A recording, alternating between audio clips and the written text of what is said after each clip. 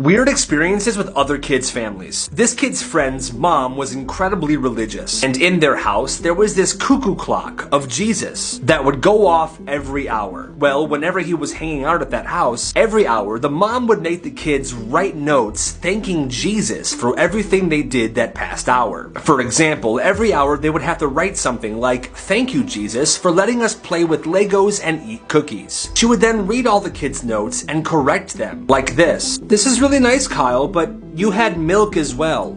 Do you want to make Jesus sad because you're not thankful for the milk?" "No, that's what I thought. I'm gonna add milk for you, okay? Remember next time." Just crazy stuff like that every single hour. This kid said that their house also looked like a full-blown church, with 4-foot-tall crucifixes in every room and an altar. Maybe it's just me, but that seems a little excessive. This guy was 9 years old. He was taking a bath when he accidentally took a dump in the bathtub. He got out, got dressed, and tried to figure out what he was gonna do. "What am I supposed to do with you, poop?" Well, in the bathroom, there was this hole in the wall that had been there for as long as he could remember. So he scooped up the poop, and he threw it inside the hole in the wall. He then went on with his day and didn't tell anybody about it. Years and years pass and nobody ever knew what he did. Well, one day, about 15 years after the initial poop incident, he comes home from college to visit his parents. He goes to the bathroom and he notices that the hole in the wall was patched up. "Hey Dad, I see you finally fixed the hole in the wall." "Oh yeah, I did that last month. It was about time." Yeah.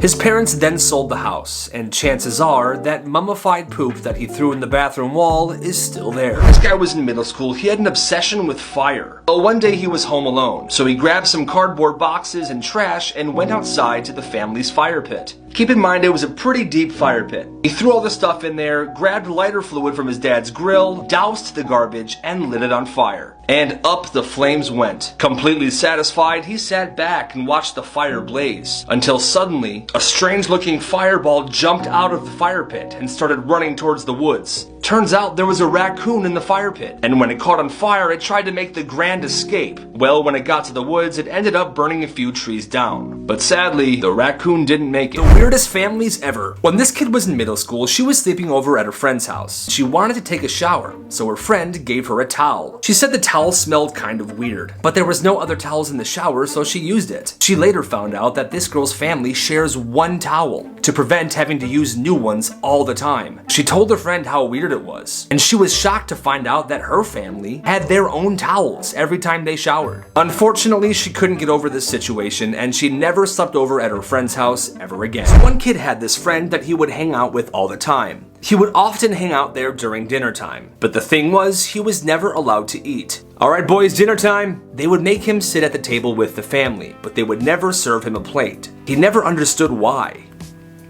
"Hey Mr. Stevens, do you think I can have some food tonight?" "No, Kyle, you know the rules." "Can I be excused then to go watch TV?" "I said you know the rules. You sit there until we're done." "I am so hungry." I'm sorry, man. "Honey, this lasagna is fantastic." "Oh my god, honey, thank you so much. I worked really hard on this." "You're missing out, Kyle." "This is delicious."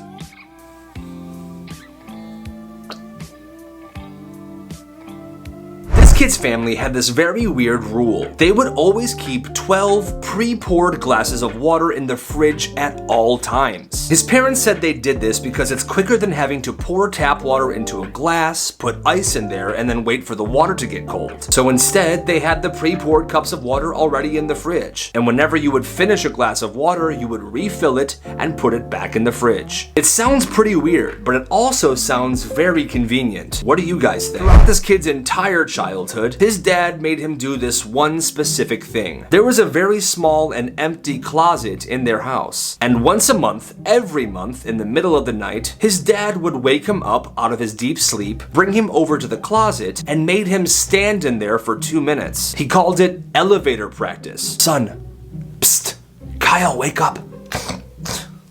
It's time. Come on."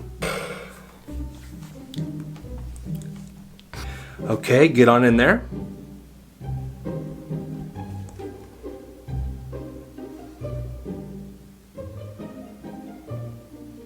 And stop. That was your best one yet, buddy.